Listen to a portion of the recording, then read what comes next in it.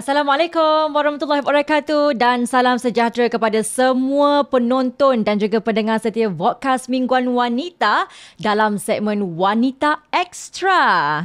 Hari ini sangat-sangat istimewa sebab apa?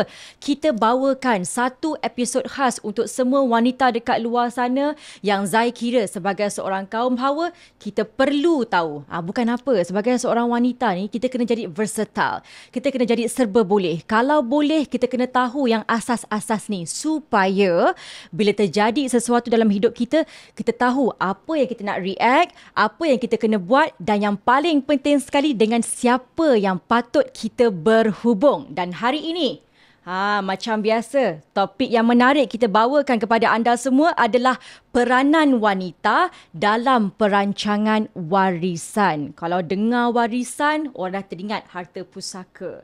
Orang dah ingat dah pembahagian harta. Tetapi Zai bukanlah orang yang pakar kan nak cerita tentang ni dengan lebih lanjut. Sebab itulah hari ini untuk Vodcast Mingguan Wanita kita bawakan kepada anda Puan Azmin Zahari yang juga merupakan Ketua Jabatan Perkhidmatan Premier. Beliau ni dah lama dah pun bersama dengan Amanah Raya, pegawai Amanah Raya juga yang dah 14 tahun dah pun, dan beliau sangat-sangat aktif berkongsikan ilmu tentang perancangan pewarisan menerusi program TV dan juga aktif dalam aktiviti kemasyarakatan. Jadi, kita nak perkenalkan Puan Azmin. Assalamualaikum. Assalamualaikum warahmatullahi wabarakatuh. Salam sejahtera. Apa khabar, Zai? Alhamdulillah sihat. Puan Azmin sihat? Sihat, Alhamdulillah.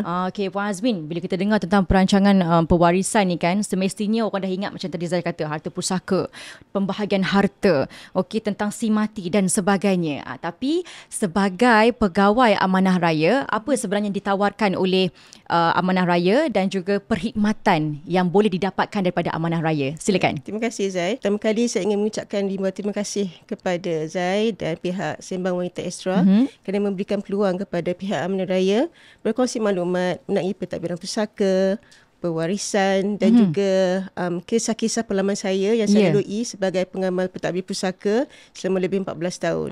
Jadi saya harap viewer di sana, penonton di luar sana enjoy untuk mendengar podcast pada hari ini. Puan, sebagai mukadimah lah kan untuk penonton dekat luar sana kan, mungkin ada yang pertama kali dengar tentang perancangan pewarisan, apakah itu dan apa yang ditawarkan oleh Amanah Raya, Puan? Ya.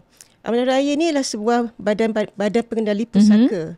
Ada 3 badan pengendali pusaka di Malaysia, iaitu Mahkamah Tinggi, Pejabat Tanah iaitu UPP unit pusaka kecil, dan ketiga adalah Amanah Raya Berhad. Jadi ketiga-tiga ini boleh melakukan surat kuasa mentadbir.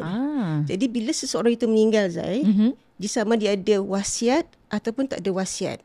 Kalau tak ada wasiat, dokumen penting untuk pindah milik daripada seorang si mati kepada yang hidup adalah surat kuasa mentadbir.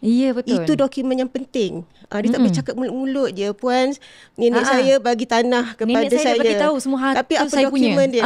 Betul. Jadi kalau ada selepas meninggal, dia perlu mendapatkan surat kuasa mentadbir daripada 3 badan pengendali pusaka ini. Mengikut bidang kuasa masing-masing. Okey? Dan selepas tu, kalau dia ada wasiat, kita tengok pentadbir dia.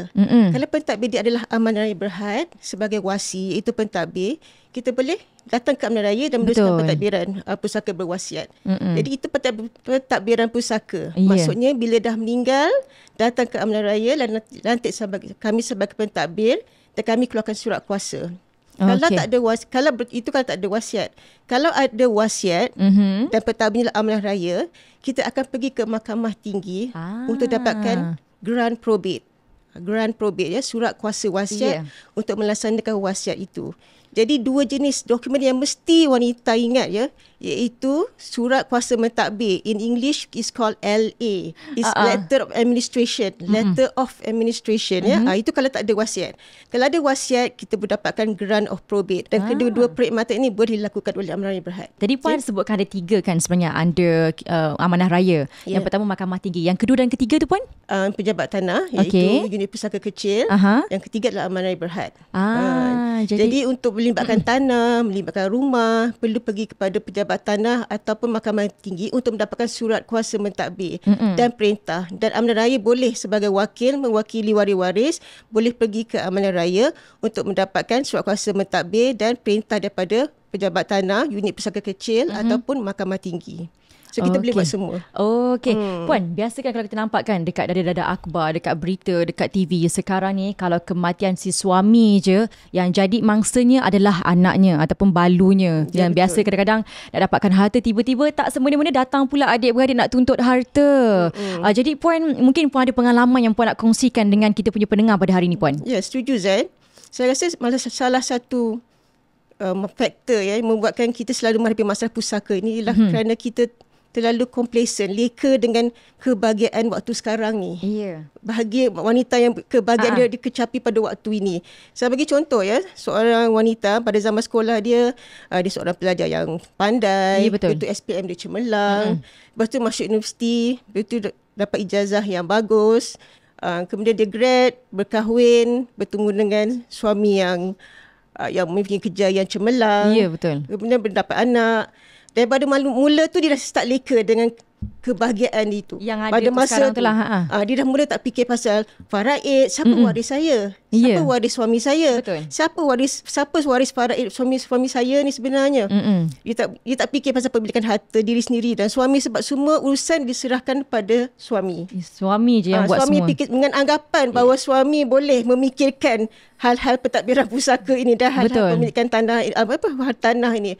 Padahal suami pun ada kejaya dan sibuk dengan pekerjaan dia. Kadang-kadang terlepas pandang. Dia dan terlepas pandang.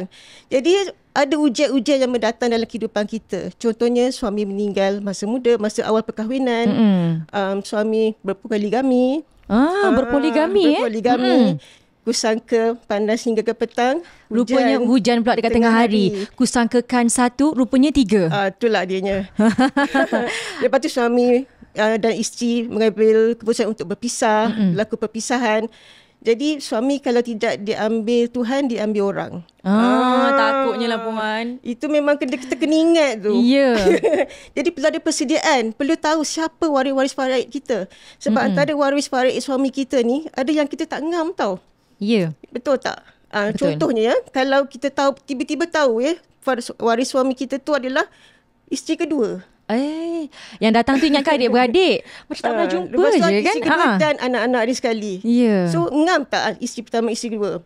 Ada yang ngam lah. Ada yang kebanyakannya saya nampak tidak ngam. Dan saya pernah nampak saya sendiri menjadi saksi. Saya mengadakan pusaka berwasiat seorang suami ini, di mana dia mempunyai wasiat dengan Amanah Raya dan dia meninggal. Dan ketika saya bacakan wasiat dia, isteri kedua duduk sebelah saya. Isteri pertama duduk di hujung saya. Ya Allah, macam mana itu?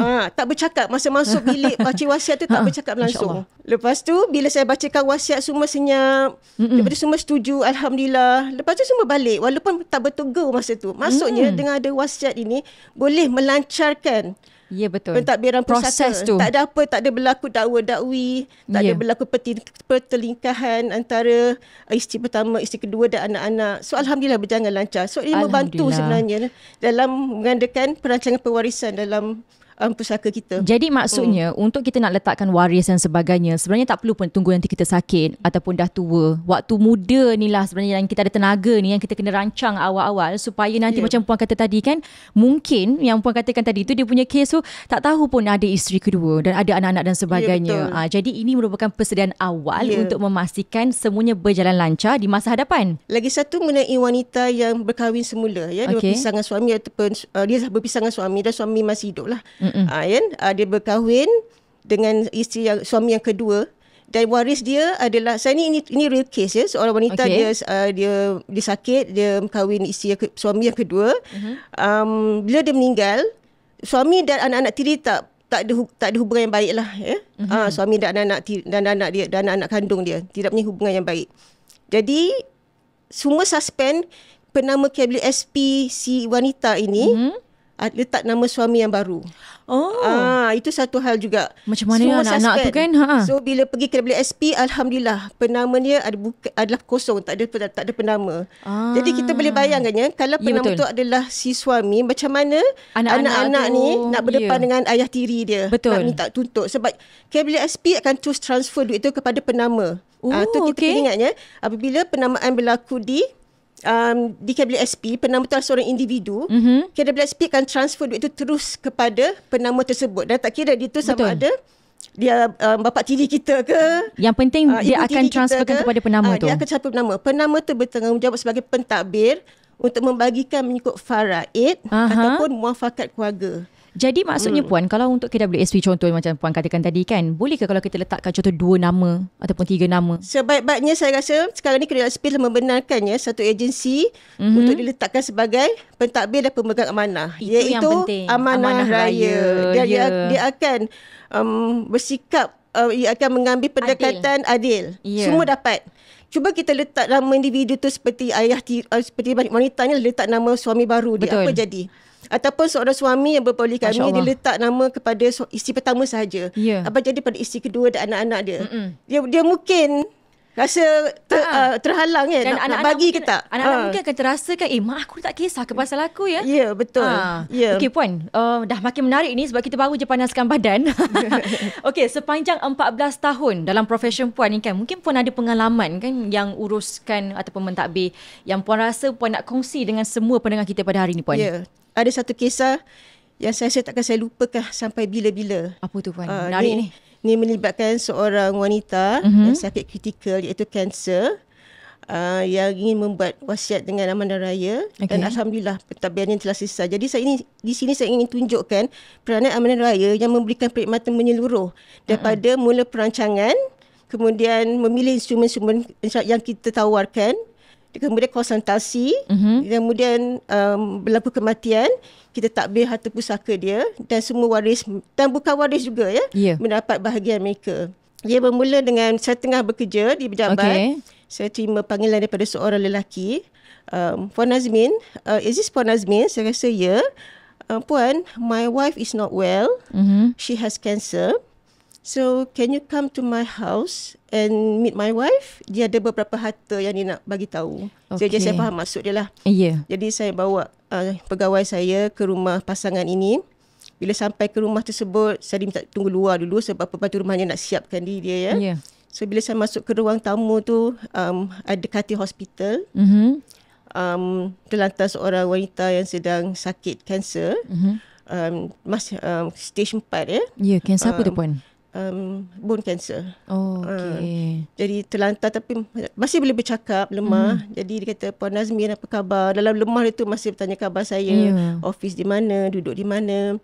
Jadi suami dia bercakap, Puan Nazmin, we have a house sama nama. Betul. Ada kereta, ada isteri dia ada cash di tabung haji, di bank. Kemudian how can we arrange this? And then betul isteri dia menyampuk dekat katil tu. The cats. What about the cats? Kucing. So bila saya cakap, dia mention pasal cats tu, saya dah, ni memang kritikal lah. Dan saya selut sangat pasangan ni sebab dia bersikap mengambil pendekatan facing the hard reality. Betul. That the wife is going to die soon. Jadi mereka mengambil pendekatan untuk menghubungi amanah raya dan mendapatkan bantuan. So saya rasa it's not easy untuk pasangan bila mendapat tahu salah seorang yang akan meninggal dunia dalam masa terdekat, mengambil pendekatan untuk berhubung dan mohonkan bantuan macam mana uruskan harta pusaka yang akan meninggal ni. So the husband said, no, it's okay, we will take care of the cats, don't worry. Jadi saya tambah, Puan nak buat amal jariah ke? Dalam saya cadangkan kita buat wasiat Puan. Memandangkan keadaan yang singkat ni, kita buat wasiat. So dia setuju. Dalam wasiat kita boleh bagi 1/3 untuk amal jariah kita, untuk pahala berkekalan. Pun boleh juga Puan ni? Ya boleh. Dia namakan tafiz dalam tu dan kita dah bagi straight. Dia namakan untuk bagi tafiz. And then what about ada waris Puan yang bukan waris waris dia ialah suami dia, abang dia, adik-beradik dia lah. Dia tak ada anak. So suami dia, ayah dia dan adik lelaki dia. Okey, tapi dia nak bagi pada yang lain. So dalam wasiat boleh sehingga 1/3 ataupun kalau nak bagi lebih pun boleh dengan persetujuan waris lain. So dia kata dia nak bagi pada anak-anak tiri dia daripada anak suami dia. Dan dia nak bagi pada pembantu rumah dia. Masya-Allah. Yang menolong dia membantu dia semasa dia sedang sakit tu, dia nak tolong, dia nak bagi duit. Kalau berlaku apa-apa nantilah kan. Saya kata okey, jadi pegawai saya bagi borang wasiat, bagi semualah dokumen-dokumen diperlukan seperti geran rumah, geran tanah, bank statement, semua yang diperlukan, IC anak-anak tiri, IC suami, IC waris-waris faraid dia, ayah, adik dan suami dia. Dan lepas tu saya minta diri balik. After a few days, saya buat follow up lah. Dah siap ke dah isi borang semua. Dia kata belum lagi. Okay, saya faham. Kemudian after a week, saya call lagi. Ada tak? Dah siap ke semua permohonan tu dah tangani ke? Dia kata belum lagi. Dan after dia ada saya buat susun lagi. Memang kena follow up. Okay. Mungkin suami sibuk kerjaya. Betul. Dan isinya menerima rawatan, kemo dan sebagainya. But after like 2 months. 2 bulan daripada yang minggu tadi tu. Saya pergi rumah tu. Saya terima panggilan telefon. Dan si suami call, Puan Nazmin, can you come now? Because the doctor say my wife can go anytime. Wow. Ya Allah. Terus rasa macam baru je pergi hari tu. Jantung saya masa tu. Ya. Dia kata, wasiat tak buat lagi ni. Macam mana? Jadi saya bergegas dengan pegawai saya pergi ke rumah. Bila sampai di rumah tu, ramai orang keluar masuk. Dan suasana sangat syahdu. Dan saya nampak beberapa pegawai perubatan keluar masuk ke rumah tersebut. Masya Allah. Jadi saya diminta tunggu, Puan Nazmi, you wait outside. And then dia minta suami datang lah jumpa saya kan. Okey Puan Nazmi, ni semua dokumen dia. Yang dokumen yang kita tunggu 2 bulan tu, okey dah ada lah. Masa tu juga kena buat wasiat ni. So dia letak dekat atas garaj tu, lantai garaj kereta tu. Semualah IC waris, IC bukan waris, salinan pasport pembantu rumah. Itu macam waktu getir tu. Ya, betul. Saya pun masa tu nasib baik ada pegawai saya. Kita sama-sama lah semak geran tanah, geran kereta, geran rumah, apa-apa jugalah geran yang ada untuk kita akan detail dalam wasiat tersebut. Ya, betul. Dah susun semua dekat lantai tu, kita check semua dah okey, kita bawa balik ke pejabat saya lah nak draft wasiat. Jadi bila sampai ke pejabat, saya telefon Jabatan Pentadbiran Wasiat kami yang akan mendraftkan wasiat tersebut. Kata, this is very critical. The doctor say she's going anytime. Memang kena cepat. So Alhamdulillah, dalam masa less than 2 hours, draft wasiat tu siap. Dalam masa kurang daripada 2 jam, sebenarnya wasiat tu boleh siap dengan cepat lah kalau ada kes tertentu. Kalau ada kes emergency lah kan. Okay. So kita check semua details as per the grant, as per the IC number, semua betul. Kita terus bergegas balik ke rumah pasangan ini. Dan masa tu masih lagi ramai orang. Dan saya tunggu di luar. Saya kata saya dah sampai daripada Amanah Raya. Dan si suami pun kata, Puan Nazmin, silakan masuk. So saya masuk, saya nampak bila saya masuk tu, subhanallah, everything was white. Semua putih. Saya nampak semua putih. Masya Allah. Semua pakai selendang putih. Saya tak nampak pun seorang yang pakai tudung berwarna masa tu. Masya Allah. Saya nampak macam syahdu tapi tenang. Okay. Syahdu, hibur tapi tenang. Jadi semua mata memandang saya. Tetamu ramai sangat di tengah-tengah katil tu. Jadi ada yang berbisik-bisik kata ni pegawai Amanah Raya. Mungkin lah kan. Sebab semua memandang saya bisik-bisik kan. So saya menyusup di kalangan tetamu-tetamu tu lah. Orang yang ramai tu. Sampai ke katil. Saya jumpa dia. Saya senyum. Saya kata, apa khabar Puan? Dia kata khabar baik. Masih lagi boleh bercakap So itu tandanya dia masih lagi belum nazak lah. Dan boleh sign wasiat lagi. Sebab dia dalam keadaan stabil lagi. Dah waras. Jadi kata Puan, wasiat Puan dah siap. Puan nak tengok. Bila saya cerita ni saya pun sebab juga. Kita dapat repeating my mind kan. Kita dapat rasakan tu kan. Kita boleh gambaran tu. Jadi kata dia mengangguk. Jadi saya buka sampul perlahan-lahan. Saya tunjuk pada dia. Ini yang sepatutnya. Si suami kata, Puan Nazmi, can you read the wasiat? So pertama kali saya membaca wasiat kepada seorang yang akan pergi tak lama lagi. Di hadapan waris-waris dia, di hadapan semua tetamu yang hadir. Allah Akbar. Perasaan tu Puan. Masa tu it was not smooth reading lah sebab saya tersekat-sekat dalam 5-6 page juga wasiat dia. So saya baca sampai habis. Betul saya kata Puan faham, dia faham. Kemudian ayah dia berkata, if you don't want to sign this, it's up to you. It's okay. Dia kata dia nak sign juga. Okay. So suami dia hulu pen kepada dia dan dia sign wasiat tu. Dan the moment dia sign wasiat tu, suami dia dan ayah dia berpelukan menangis. Allah Akbar. Allahu Akbar. Maksudnya dalam keadaan macam tu masih lagi orang kata Allah pemudahkan sebenarnya kalau ikutkan Puan kan. She's lucky because dia dia berdiri, dia berada di sebelah dua lelaki yang penting dalam hidup dia. Tak ramai wanita dan suaminya, betul, yang boleh merasa keadaan tu. Rezeki yang amat menyayangi dia. So kedua-duanya berpelukan menangis. Dan masa tu kata selesailah wasiat ni, saya minta diri dulu. Okay, dan saya balik. Jadi bila balik tu saya tunggulah berita daripada si suami. Lama juga, dalam 2 bulan lebih juga. Maksudnya Allah panjangkan umur dia. Alhamdulillah. Dia meninggal dalam bulan Ramadan. Masya Allah. Satu kematian yang terindah saya rasa. Ya, betul. Kematian yang dicimburi. Ya, salah satunya, betul. Kemudian suami bagi tahu sudah meninggal. Jadi kita terus take charge lah. Sebab dia ada wasiat daripada raya. So kita sebenarnya kini sebagai wasi, iaitu pentadbir yang menguruskan harta pusaka dia. Jadi kita ikutlah apa arahan dalam wasiat tersebut. Iaitu dikata dia nak bagi pada ayah dan pada suami dia, bapa dia, adik dia, anak-anak tiri dia, kepada orang gajinya, simpanan dia. Dan kita jumpa Ustaz Tafiz, bagi cek kat dia, berikan apa yang telah diamanahkan. Betul. Jadi saya rasa satu kematian terindah sebab dia bagi pada waris dia dan bukan waris dia yang disayangi. Seperti anak-anak tiri dia, orang gajinya, orang gaji, pembantu rumah dia. Pembantu kita hantar, rumahnya, kita transfer aman raya, boleh direct transfer pada mana-mana waris ataupun individu. Terus kita transfer ke di overseas. Dia mesti ada bank lah. Dia mesti ada account bank. Masya Allah. Masya Allah. Jadi selesailah satu kisah seorang wanita yang sakit kanser kritikal, yang sempat memikirkan perancangan pusaka dia sebelum dia meninggal dunia, dan alhamdulillah selesai semua. Alhamdulillah, Allah pemudahkan. Allah pemudahkan. Bila puan cerita, saya rasa macam saya dalam situasi tu, saya melalui tu, saya sebagai puan lah yang kali pertama mungkin datang dekat dalam satu keadaan yang memang getir, yang memang buat semua dalam masa 2 jam, puan. Ya, betul. Sebab tu saya tak lupakan sampai bila-bila. Saya boleh bayangkan macam mana perasaan puan waktu tu. Itu betul-betul peranan pentadbir pusaka sebenarnya. Ya, saya suka tak tengok cerita 3 Abdul. Mesti, puan. Apa Sulaiman Akhlaqan tu yang nak bagi harta tu kan?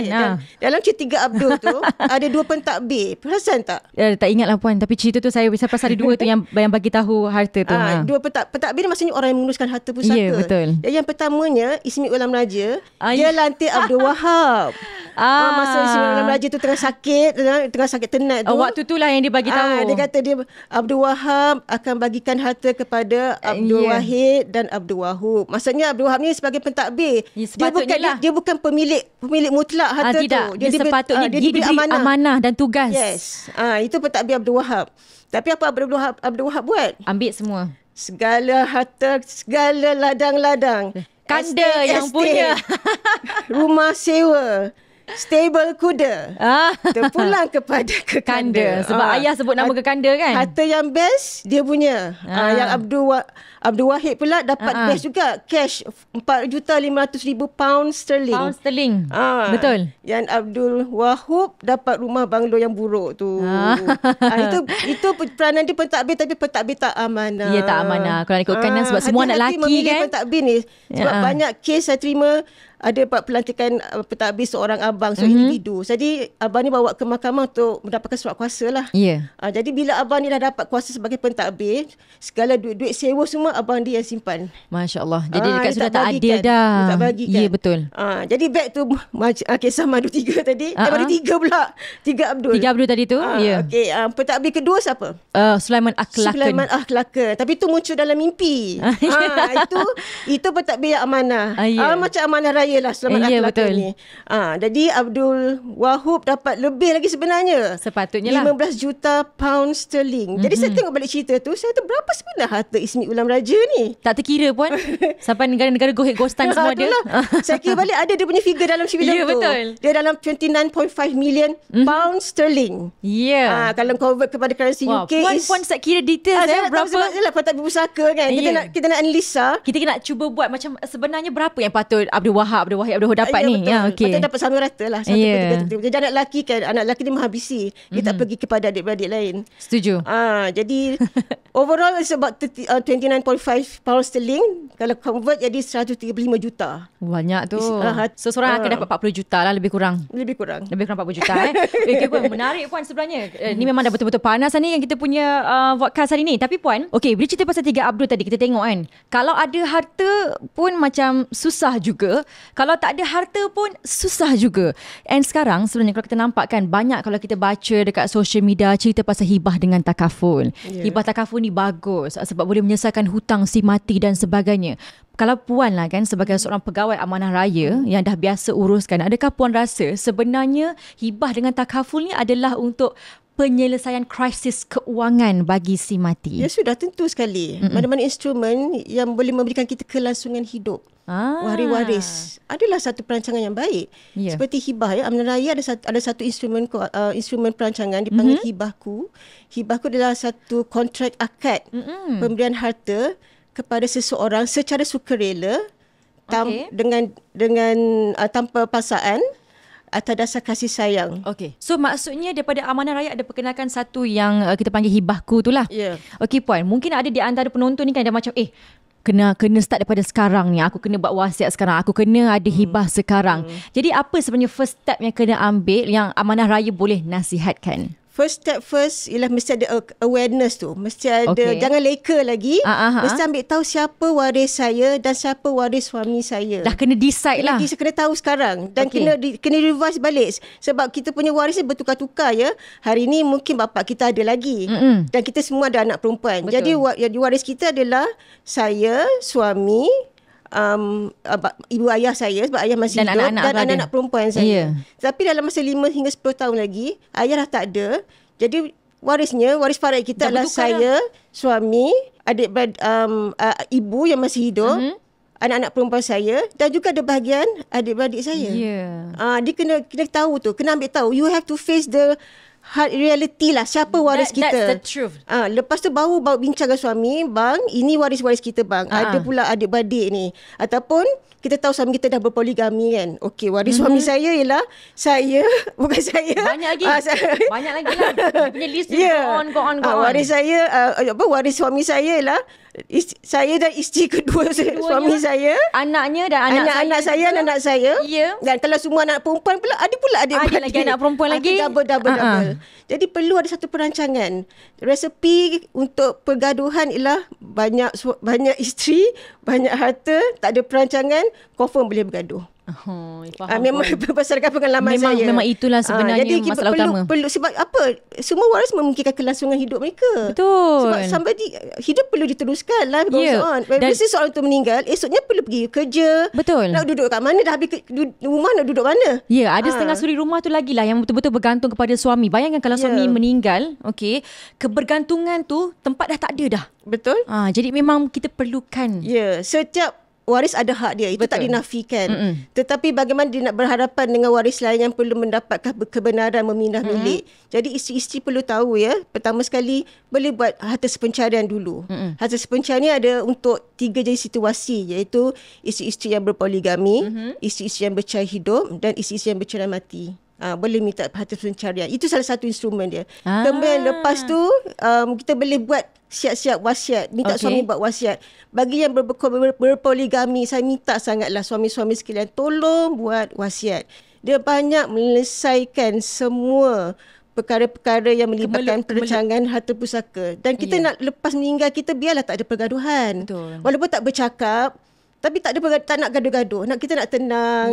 Hidup ni biarlah tenang. Betul. Tak nak serabut kan. Kalau boleh tak nak bermasam muka lah. Betul. Sebab bila start pergaduhan ataupun anggapan buruk, sangka buruk ni, dah mula ada stres, dah mula ada anxiety, dah mula ada trauma, adalah depression, fikiran buruk tu yang datang. Major depression. Kita tak nak benda-benda ni. So kita kena bergerak daripada sekarang. So jangan leka, jangan complacent, bergerak sekarang, tahu siapa waris-waris kita dan ambil pendekatan untuk menentukan apa instrumen kewangan perancangan yang terbaik untuk kita. Boleh rujuk kepada amanah raya. Jadi dekat sini saya boleh simpulkan sebenarnya kalau untuk first step, kalau kita nak buat perancangan pewarisan adalah kita kena tahu siapa waris-waris kita. Kita kena senaraikan siapa waris-waris yang masih lagi hidup. Dan senaraikan harta. Senaraikan harta-harta juga. Itu penting. Estate ladang-ladang. Dan pentadbir dan KWSP. Siapa penama KWSP kita. Kalau bolehlah saya cadangkan, biarlah letak amanah raya. Kalau letak pada satu individu, dia boleh tak? Dia tu sebagai peranan sebagai pentadbir saja. Yeah. Dia boleh tak bayarkan hutang kita? Dia dah dapat duit sedebak ni daripada KWSP. KWSP akan transfer duit itu terus kepada dia. Let's say dia dapat 500,000, 700,000 or even 1 million penama ni. Dia boleh tak bagi secara adil kepada waris-waris lain? Sebab waris lain pun ada hak di atas harta pusaka KWSP ni. Contohnya dia letak nama isteri. Isteri ni sanggup tak bagi pada mak ayah mertua dia? Kadang-kadang bukan apa. Mungkin sekarang semua orang rasa macam okey. Tapi bila dapat duit kan sejuta contohnya, 500 sedebuk kan, kita akan terus putih mata. Sebab tu ramai yang penama ni, ada juga yang datang kepada saya, dia tak dapat bahagian dalam KWSP. Sebab penamanya adalah seorang individu yang tidak mahu memberikan kepada waris lain. Tapi di dalam fatwa, harta pusaka KWSP adalah harta pusaka. KWSP adalah satu kategori harta pusaka juga. Betul. Masya Allah. Jadi maksudnya dekat perlu sini dibagikan mengikut faraid atau muafakat keluarga. Maksudnya setiap waris perlu tahu yang memang ada bahagian ni dalam duit KWSP tersebut. Maksudnya bukan rumah, bukan kereta je sebagai harta pusaka, tetapi KWSP juga adalah salah satu juga harta pusaka yang perlu kita bahagikan sama rata mengikut faraid kepada kita punya pewaris-pewaris. Okey, Puan, tadi kan ada lagi mungkin tertanya kan tentang hibahku. Puan nak tahu lagi apa, nak ceritakan lagi dengan lebih lanjut tentang instrumen yang ditawarkan oleh hibahku. Hibahku ni adalah hibah. Pada asalnya di bahasa Arab ni adalah hadiah. Dia adalah salah satu instrumen perancangan pusaka di amanah raya. Dia adalah satu kontrak akad pemberian harta kepada seseorang yang kita sayangi secara sukarela tanpa mengharapkan balasan dan atas dasar kasih sayang. Maksudnya kita sayang seseorang ni, kita nak bagi rumah pada dia contoh. Kita boleh buat hibah. Dan di amanah raya kami sediakan satu dokumen. Dokumen itu mengandungi akad bahawa penghibah dan penerima hibah perlu bersetuju untuk memberi dan menerima. Dan penerima hibah tersebut bersetuju bahawa penghibah boleh menggunakan manfaat daripada harta hibah itu sementara dia masih hidup. Itu kelebihan dia. Dan selepas berlaku kematian, kita akan bawa dokumen hibah ni ke pejabat tanah ataupun mahkamah untuk kita buat pindah milik. Jadi semasa hidup ni kita buat dokumen hibah tu, dan amanah raya akan bawa dokumen hibah ni ke mahkamah syariah untuk divalidkan lah, untuk disahkan. Jadi maksudnya kat sini hibah ni kita berikan hadiah, kalau contoh kepada suami nak berikan kepada isteri, boleh yang apa ditawarkan oleh hibahku ni. Dan semestinya Puan nak tahu sikit lah, kalau letakkan contohkan nama isteri kan, jadi itu adalah hadiah daripada suami. Adakah isteri berhak nak kena bahagikan hadiah tu kepada adik-adik suami pula ke? Tiba-tiba datang menuntut. Pada sehidupnya si suami tu dah ada transaksi berlaku. Dia dah sign kontrak. Sebab tu hibah di amanah raya adalah kontrak. Dah sign kontrak kan. Itu adalah hitam putih. Ya, hitam putih. Kontrak mengatakan hibah saya nak bagi harta ni untuk isteri kepada saya. Isteri saya. Ada akad dalam syariat ni, mesti ada akad. Kita nak as much as possible mengikuti apa yang syariat perlukan untuk menjadikan hibah itu sah di sisi syariat dan undang-undang Malaysia juga. So maksudnya dekat sini, ingat kalau hibah tu hadiah dan sememangnya bukan untuk dibahagikan. Dan Puan, kalau contohlah kepada mereka yang nak daftar untuk hibahku ni kan, dah dengar ni kan, abang daftarlah hibahku tu, macam mana cari dia Puan? Nak pergi mana ni? Boleh kontak kepada nombor yang telah dipaparkan amanah raya, dan pihak dan customer service kami memang all willing untuk memberikan dokumen hibah untuk ditandatangani lah, untuk isi borang dulu untuk membantu lah, senang cerita. Okey, kalau kita dengar tadi kan Puan ceritakan tentang wasiat. Okey, di mana wasiat ni memberikan kepada dia ada harta kan. Kalau orang yang tak ada harta ni Puan, macam mana pula? Adakah perlu pula nak buat wasiat ke? Contohlah adalah satu motor dekat rumah, tinggal motor cabut tu je, nak kena buat wasiat juga ke Puan? Dia bergantung pada waris. Dia bergantung pada waris. Kalau dia rasa waris tu, dia setiap hari dia tengok je motor buruk ni kan, dia ni macam nak je motor aku ni. Jadi kita hibahkanlah. Boleh buat wasiat mengatakan kita nak serahkan motor ni kepada sesiapa, pada mereka yang kita hendak berilah. Jadi dia sebenarnya dia bergantung juga kepada waris, walaupun harta tu sekecil mana pun. Kadang periuk pun boleh bergaduh. Betul. Jadi di amanah raya kalau dia ada wasiat, kita nasihatkan dia apa pun juga barang berharga seperti barang kemas, ataupun basikal dia, laptop, dia ambil gambar dan bagi tahu, this one I want to give to my eldest son. This laptop goes to my eldest son. Dah bagi siap-siap. Yes. Handphone iPhone 16 ni saya nak bagi pada my daughter. Boleh buat macam tu, ambil gambar siap-siap. Kadang-kadang betul especially Puan. barang kemas kan, barang kemas kita banyak kan, barang yang bercorak-corak tu, ambil gambar, masuk dalam wasiat, tunjukkan mana satu yang siap-siap nak bagi ni. Ada nak bagi menantu, ada nak bagi pada anak perempuan. Betul. Ada bagi pembantu rumah. Oh, yang itu nak bagi pula kan. Yang itu barang kemas pun. Ada yang sampai yang ni pinggan mangkuk kan. Betul. Ini mak kata nak bagi aku pinggan mangkuk pula yang mahal dulu. Betul. Kelebihan wasiat ni kita boleh bagi pada bukan waris kita. Kalau kita tak ada wasiat, faraid semata-mata, semua harta kita terus kepada waris-waris kita.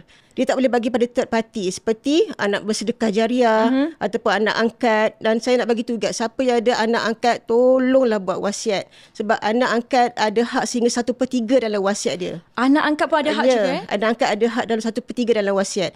Kalau tak ada wasiat, anak angkat tu kita dah jaga sampai baby tapi lupa buat wasiat. Jadi kita pula tak ada anak. Jadi waris kita ialah mungkin suami kita, adik-beradik kita. Betul. Anak angkat tu tak dapat. Padahal kita memang jaga daripada baby lagi. Jadi tolong mesti buat wasiat bagi siapa yang ada anak angkat. Oh, jadi hari ni kan saya dapat banyak sangat benda dari segi anak angkat ni perlukan wasiat juga. KWSP pun merupakan salah satu harta pusaka yang perlu diambil kira. Dan yang paling penting sekali saya faham kepada anda semua dah mungkin dah ada waris sendiri tapi kadang-kadang kita tak boleh percaya juga. Bila dah meninggal macam puan kata tadi tiba-tiba mata putih pula sebab nampakkan duit jumlah yang banyak. Jadi amanah raya lah merupakan salah satu jabatan yang boleh membantu kita untuk membahagikan dengan secara sama rata dan juga mengikut muafakat keluarga nak memastikan tak ada bermasa muka. Jadi puan, kepada mereka yang nak tahu dengan lebih lanjut lagi macam mana cara untuk nak mendaftar ke, nak buat wasiat ke, macam mana cara dia puan? Mungkin ada website dan sebagainya. Bagi mereka yang berminat untuk menulis wasiat tak mungkin senangkanlah harta-harta dia dulu kemudian untuk memudahkan sebab kadang baru dapat borang tapi tak buat apa-apa pun. Jadi kita buat homework kita dulu. Senaraikan waris kita, senaraikan kita nak buat amal jariah tak? Itu penting sebab kita sebagai orang Islam percaya amal jariah ni boleh membantu kita di alam barzah nanti. Ya betul, di alam sana nanti. Di alam sana nanti. Jadi kita nak bagi pada Palestin ke, anak yatim, tahfiz, masukkan dalam tu. Yang sebagainya. Kemudian kita boleh bagi pada pembantu rumah kita, kalau siapa ada pembantu rumah, ada anak tiri, anak angkat, boleh bagi. Okey, lepas tu kita dah clarify semua waris-waris dah bukan waris kita dan bolehlah isi borang amanah raya. Dan boleh kita dapat daripada website kita www.amanahRaya.my. Ya, dan sememangnya senang ceritalah kan apa yang kita berikan ni, lagi-lagi kalau kita dapat berikan kepada orang yang memerlukan, kita dapat amalan juga yang orang kata berpanjangan. Jadi kita nak ucapkan terima kasih kepada puan sekali lagi mungkin kata-kata akhir kepada mereka penonton setia hari ini sebagai penutup kita punya podcast pada hari ini.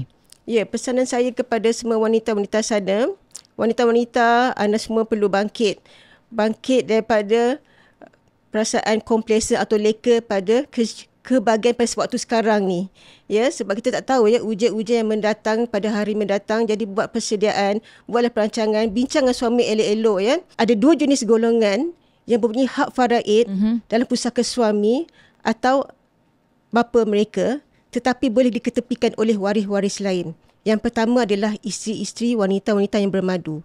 Kedua adalah anak-anak bersama bekas suami ataupun bekas isteri.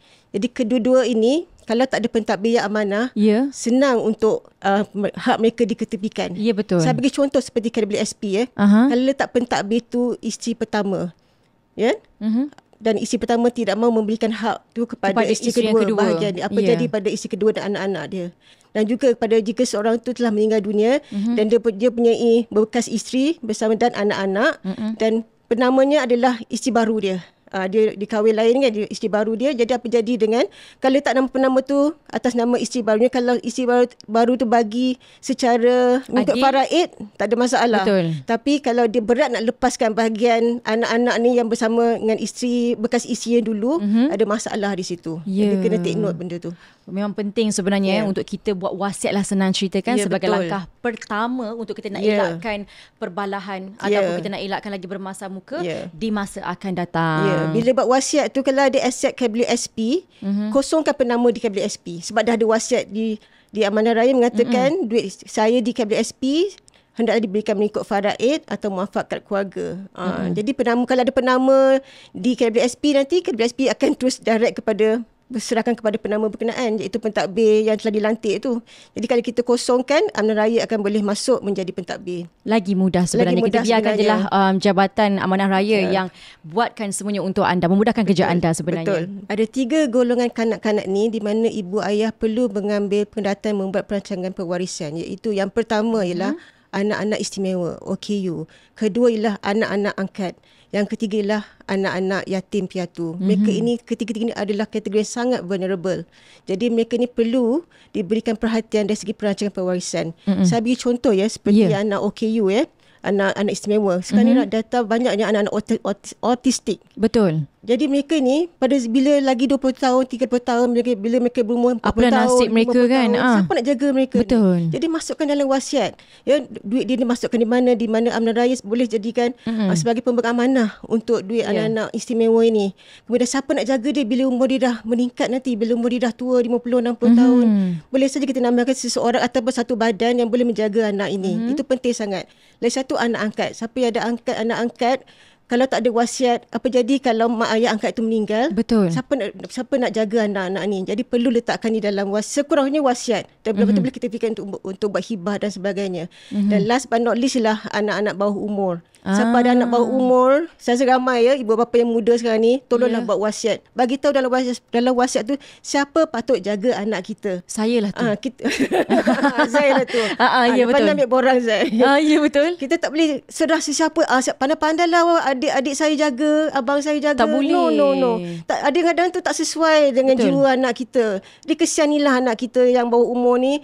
Please ambil lah appoint someone yang kita rasa boleh sejiwa dengan anak kita dan kita untuk menjaga anak kita kalau kita tak ada na'udzubillah tapi persediaan kita ini sebagai salah satu persediaan lah jadi kepada anda inilah peluang sebenarnya untuk dapatkan lagi hikmat nasihat daripada Amanah Raya. Menariknya hari ini sebab apa kita belajar macam-macam benda kepada kaum hawa dekat luar sana.